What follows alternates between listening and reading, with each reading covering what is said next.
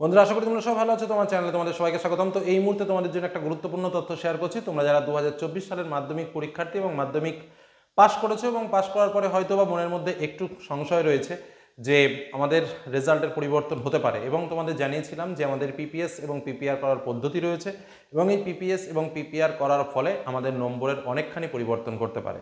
তো যাই হোক, এই বিষয় নিয়ে বর্তমান কি পরিস্থিতি আছে, সেই খাতার চেকিং বা স্ক্রুটিনি বা রিভিউ এর পরিমাণ কেমন বা কেমন কি হচ্ছে তার সম্পর্কে ডিটেলস কিছু তথ্য তোমাদের সামনে শেয়ার করব, যে কথাগুলো তোমরা যারা বিশেষ করে পিপিএস এবং পিপিআর করেছো তাদের জানাটা দরকার বা অনেকেই সেই বিষয়টা জানার আশাতে রয়েছে, যে কারণেই এই ভিডিও তোমাদের সামনে তুলে ধরা। প্রথম যে কথাটা বলবো সেটা হচ্ছে মাধ্যমিকের ফলাফল যেটা বেরিয়েছিল সেই ফলাফলে কিন্তু রদবদল হওয়া শুরু হয়ে গেছে। এবং তোমাদের একটা কথা জানিয়ে রাখি, তোমরা যারা পিপিএস এবং পিপিআর এর ক্ষেত্রে অ্যাপ্লিকেশন করেছিলে তাদের খাতা কিন্তু চেক আউট প্রায় কমপ্লিট। এমনকি এই মাসের 30 তারিখের মধ্যে সম্পূর্ণ চেকিং কমপ্লিট করে সেই নম্বর ওয়েবসাইটে সম্পূর্ণ জমা করতে হবে যারা স্ক্রুটিনি বা রিভিউ করছেন সেই ধরনের শিক্ষকদের। বোঝা গেল কি বললাম? মানে 30শে মের মধ্যে টোটাল প্রসেসিং কিন্তু তোমাদের কমপ্লিট হয়ে যাবে। এবার যেহেতু অনলাইন সিস্টেম, তোমরা বুঝতেই পারছো যে এটা কিন্তু খুব বেশি একটা দেরি হবে না। এবং তোমরা অনেকেই প্রশ্ন করতে পারো যে স্যার আমাদের তাহলে পিপিএস এবং পিপিআর এর রেজাল্টটা আমরা কোন নাগাদ হাতে পাবো। তোমাদের বলে রাখি, জুন মাসের সেকেন্ড উইকের মধ্যে কিন্তু তোমরা, বা সেকেন্ড উইকে বা 15 তারিখ থেকে 20 তারিখ ধরতে পারো হাইয়েস্ট, এই সময়ের মধ্যেই কিন্তু তোমরা এই পিপিএস এবং পিপিআর এর রেজাল্টটা পেয়ে যাবে।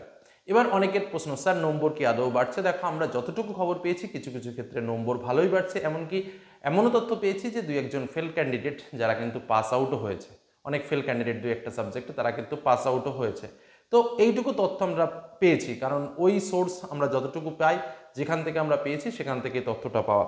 তার সঙ্গে আরেকটু তথ্য তোমাদের কাছে অবশ্যই শেয়ার করতে হবে, যেটা মধ্যশিক্ষা পর্ষদ কর্তৃক যে তথ্য, সেটা হচ্ছে 2রা মে মাধ্যমিক পরীক্ষার ফলাফল প্রকাশিত হয়েছিল এবং 80 দিনের মাথায় রেজাল্ট আউট হয়েছিল আমাদের, এবং 7,65,252 জন পরীক্ষার্থী পাস করেছিল এবং আমরা দেখেছিলাম প্রায় 1.5 লক্ষ ছাত্রছাত্রীর কাছে কিন্তু ফেল করেছিল। তো যাই হোক, শুধুমাত্র পাস করেছিল যারা, তারাও কিন্তু স্ক্রুটিনি করেছে, বা যারা ফেল করেছে তারা স্বাভাবিকভাবে অনেকেই রিভিউ করেছে। এবার কথা হচ্ছে যে আমাদের এই রিভিউ এবং স্ক্রুটিনির রেজাল্ট কবে, যেটা পরিষ্কার কথা সেটা হচ্ছে 18ই মে পর্যন্ত আমাদের এই অ্যাপ্লিকেশনটা চলেছিল এবং 18ই মে এই অ্যাপ্লিকেশন চলার পর স্বাভাবিকভাবে 20 তারিখ থেকে আমাদের প্রসেসিংটা শুরু হয়েছে, যে খাতা দেখার বা খাতা রিভিউ করার যে বিষয়টা, সেই বিষয়টা কিন্তু শুরু হয়েছে। এবং তোমাদের বলে রাখি, 30শে মে পর্যন্ত, অর্থাৎ 21শে মে থেকে 30শে মে পর্যন্ত কিন্তু এই যে নাম্বারটা চেঞ্জিং হচ্ছে, ধরো তুমি রিভিউ করেছো বা তুমি স্ক্রুটিনির জন্য অ্যাপ্লিকেশন করেছো, তো তোমার খাতাটা তো চেকিং করতে হবে। সেই খাতাটা চেকিং করে তোমাকে 30শে মে এর মধ্যে কিন্তু এই নম্বরটা আপলোড করে দিতে হচ্ছে অনলাইনে। মানে যারা চেকিং করছেন যে শিক্ষকেরা, তারা কিন্তু 30শে মের মধ্যে এটা কমপ্লিট করে দেবেন। কথাটা বুঝতে পারলে? তাহলে যেহেতু অনলাইন প্রসেসিং, আমাদের রেজাল্টটা কিন্তু হাতে আসতে সময় লাগবে না, সেহেতু কিন্তু স্বাভাবিকভাবে 15 তারিখ, কারণ যেহেতু ইলেকশন রেজাল্ট রয়েছে, একটা এফেক্ট পরবর্তী এফেক্ট, ভোট পরবর্তী একটা এফেক্টও থাকে। তো সেই হিসেবে কিন্তু স্বাভাবিকভাবে তোমরা সেকেন্ড উইকের দিকে, অর্থাৎ 15 তারিখের দিকে কিন্তু জুন মাসে তোমরা আশা রাখছি এই পিপিএস এবং পিপিআর এর রেজাল্ট কিন্তু পেতে চলেছো। নেক্সট আরও একটা বিষয় যেটা বলি, যে উচ্চ মাধ্যমিকের ক্ষেত্রে স্বাভাবিকভাবে প্রথম স্টেপের রেজাল্টটা বের হয়ে গেছে এবং তোমাদের নিয়েও কিন্তু এই নিয়ে আলোচনা হচ্ছে যে তাহলে মাধ্যমিকেরটা কেন বের হবে না। তো যেটা তোমাদের কাছে জানানোর কথা সেটা হচ্ছে মাধ্যমিকেরটাও কিন্তু ঠিক টাইমে বেরিয়ে যাবে। আরেকটা প্রশ্ন যেটা সকলেই করছে, স্যার আমার কি নম্বর কমার সম্ভাবনা আছে? দেখো, আমরা যতদূর জানি বা যতদূর আমরা দেখেছি বিগত বছরের ইতিহাস করে, এবং এবছরও অনেকের নম্বর হয়তো বা কমেছে, এটা অস্বীকার করার জায়গা নেই, কিন্তু তাদের নম্বর কমানো হয় না। কারণ যে যতটা নম্বর পেয়েছে তাকে সেই নম্বরেই দাঁড় করিয়ে রাখা হয়। কারণ একটা দুটো মার্কস ধরো তোমার কমে গেল কোনো কারণে, সেই দুটো মার্কস কমানোর জন্য তোমাকে আবার একটা নতুন মার্কশিট দিতে হবে, আবার নতুন করে প্রিন্ট আউট করতে হবে, একটা বিরাট হ্যাপা, একটা নতুন করে সার্টিফিকেট দিতে হবে। এই ধরনের কাজের জন্য কমানোটা লক্ষ্য করা হয় না, শুধুমাত্র বাড়াটাই দেখা হয়। যাদের নম্বরটা বাড়ছে তাদের নতুন সার্টিফিকেট স্কুলে চলে আসে, নতুন মার্কশিট স্কুলে চলে আসে, এবং আগের যে মার্কশিট এবং সার্টিফিকেট সেটা স্কুলকে জমা দিয়ে নতুন মার্কশিট এবং সার্টিফিকেট স্কুল থেকে সংগ্রহ করে নিতে হয়। স্বাভাবিকভাবে যেদিন রেজাল্ট আউট হয় সেই দিনই আমাদের এই মার্কশিট সার্টিফিকেট বা তার পরের দিন মার্কশিট সার্টিফিকেট স্কুল থেকে পাওয়া যায়। এবং অনেকেই তোমরা বলতে পারো যে স্যার আমার মার্কশিট পাইনি বলে, বা একটা সাবজেক্টে ধরো সাপোজ আমি যদি বলি যে স্যার আমার জিওগ্রাফি নেওয়ার ইচ্ছে ছিল কিন্তু জিওগ্রাফিতে আমি 34 পেয়েছি, 35 হলেই তো আমি স্যার জিওগ্রাফি পেতাম, তো স্যার আমার রিভিউ করার পরে যদি আমার 35 হয়ে যায় তাহলে কি স্যার আমি জিওগ্রাফি পরবর্তীতে নিতে পারবো? দেখো তোমাদের বলে রাখি, এটা সম্পূর্ণ স্কুলের ম্যাটার। তোমার স্কুলের সঙ্গে যদি সেরকমভাবে সদ্ব্যবহার থাকে, সৎ যোগাযোগ থাকে, বা একটু অভিভাবকের সঙ্গে যদি প্রধান শিক্ষকের মধ্যে যদি একটু কনসাল্ট করে নিতে পারো তাহলে কিন্তু এই সমস্যাগুলো সমাধান করে নেওয়া যায়।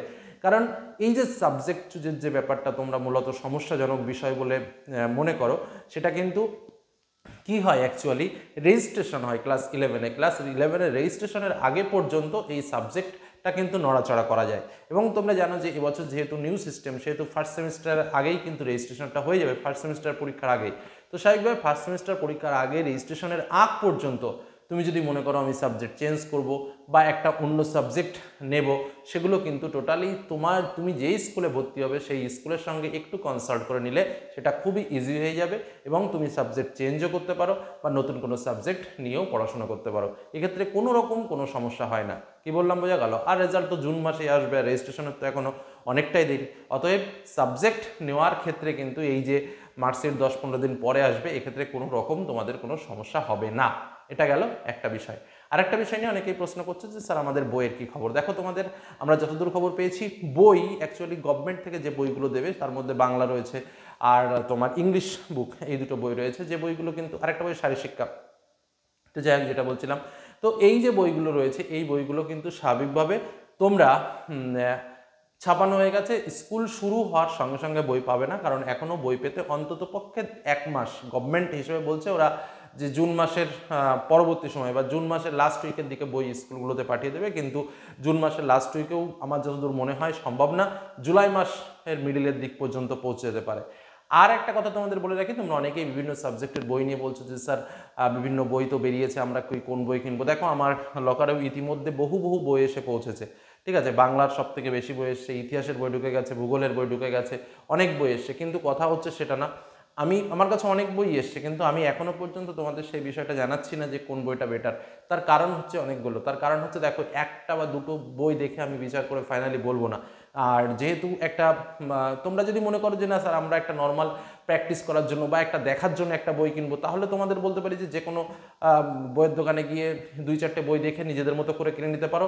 কিন্তু এখনো পর্যন্ত আমি ফাইনালি যে বলবো, তবে হ্যাঁ তোমরা যদি বলো যেমন বাংলার ক্ষেত্রে আমি বলবো যে ছায়ার যে বইটা বের হয়েছে সহায়িকা বই, বইটা খারাপ বের করেনি। তারপরে প্রান্তিকের একটা সহায়িকা বই বের করেছে, সে বইটা খারাপ করেনি। ইংলিশের ডাপ অ্যান্ড দত্তর একটা সহায়িকা বই বের করেছে, বইটা ওভারঅল আমার ইংলিশ টিচারও বললেন যে না বইটা সত্যি খুব ভালো করেছে। তারপরে জিওগ্রাফির ক্ষেত্রে যে ছায়ার বইটা বেরিয়েছে সেটা খুব একটা খারাপ করেনি, যথেষ্ট ভালো করেছে। তো যাই হোক, আমি এগুলো পরবর্তীতে বলবো, কারণ আরও কিছু বই আমাদের হাতে আসুক, সে বইগুলো আমরা দেখে তোমাদের ফার্স্ট আমরা জানাবো। কিন্তু খুব বেশি তাড়াহুড়ো করো না, একটু ধৈর্য ধরো। এতদিন যখন ধৈর্য ধরতে পারলে আর 10-15টা দিন যদি তোমরা ধৈর্য ধরতে পারো তাহলে দেখবে যে একদম সলিড বুকগুলো তোমাদের আমরা বলে দিতে পারছি। তো সেইটুকু একটু অপেক্ষা করো, আর আমরা চ্যানেলে বিভিন্ন রকম যে আলোচনাগুলো করছি সেই আলোচনাগুলোর মধ্যে থাকো, দেখবে অবশ্যই ডেভেলপ হবে। আর ক্লাসটা শুরু হোক, আমরাও সেইভাবে কিন্তু কাজ শুরু করে দেবো তোমাদের সামনে, একদম চিন্তা করার কিছু নেই। তো এইটুকু তোমাদের জানালাম। ভালো লাগলে লাইক করো, নিজেদের সঙ্গে শেয়ার করো। ধন্যবাদ।